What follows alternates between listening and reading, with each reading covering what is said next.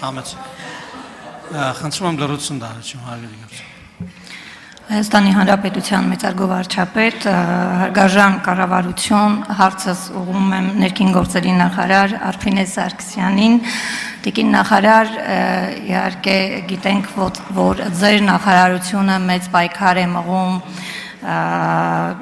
այսօր հասարակության մեջ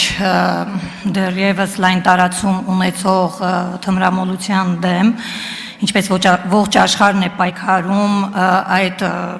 չարիքի դեմ,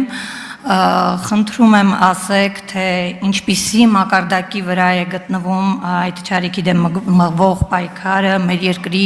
տարբեր մարզերում, կան արդյոք մասնագիտական ուսումնասիրություններ, թե ինչպիսին է պատկերը մարզային մեր պատանիների եւ երիտասարդների շրջանում։ Հարցին կպատասխանի ներքին գործերի նախարար Արփինե Սարգսյանը, համեցեք տիկին նախարար։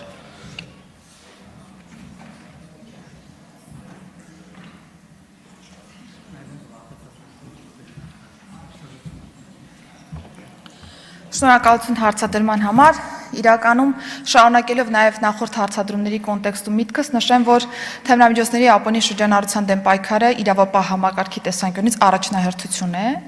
եւ այս տարի եւս շարունակելու ենք ինտենսիվացնել աշխատանքները, կարծում եմ հատկապես հսկողության, մեր նաև վերահսկողության տիրույթում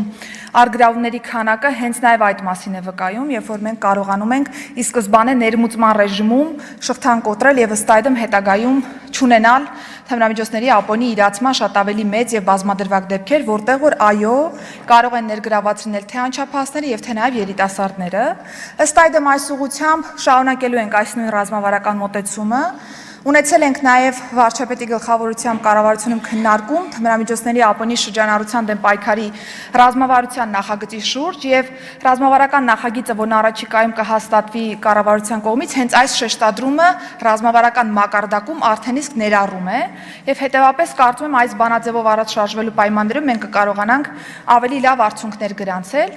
Ինչ վերաբերում է անչափահասներին, ես ասեմ, որ վիճակագրական տվյալները այս պայծրությամբ մեր ունեցած թե ոստիկանության ինֆորմացիոն կենտրոնի եւ թե նաեւ կախվածությունների բուժման ազգային կենտրոնում արկա, շատ մեծ թվերի մասին խոսքը չի գնում, մինչեւ 10 թվի շուրջ է պատտվում անընդհատ մեր վիճակագրությունը, թե ոստիկանական աշխատանքի եւ թե նաեւ հաշվառումների կոնտեքստում, բայց ասեմ, որ կարիք ունենք իրական պատկերի նաեւ վերհանման այս տեսանկյունից, որպեսզի հավաստվենք, որ այն վիճակագրությունը, որ կա,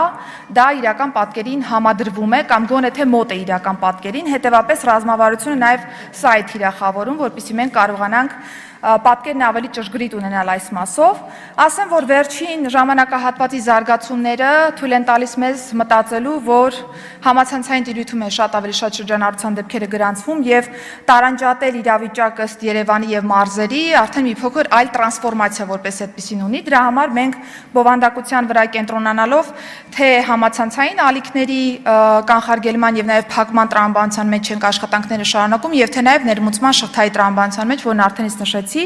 եւ նաեւ քննարկել ենք տարբերակ անչափահասների կողմից թեստավորման ռեժիմի եւս, որ թույլ կտա հնդածես նաեւ կամավորության սկզբունքով վերհանել բոլոր այն դեպքերը, երբ որ կարող է լինել անչափահասներ կամ երիտասարդներ, որոնք որ թմրամիջոց օգտագործած կլինեն եւ ըստ այդմ սա վաղ կանխարգելման տրամաբանության մեջ մեզ թույլ կտա աշխատանքները շատ ավելի թիրախային կերպով իրականացնել։ Այս պայծրությամբ Կրթության, գիտության, մշակույթի, սպորտի նախարարության գործընկերների հետ պլանավորումն ենք անում, որպեսզի process-ը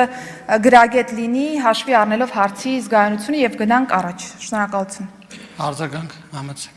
Շնորհակալություն տիկին նախարար եւ լիահույս եմ, որ տարվող աշխատանքների արդյունքում շատ շուտով կտեսնենք մեր ցանկալի արդյունքները։ Շնորհակալություն։ Շնորհակալություն։ Արմենուհի Գյուրերյան։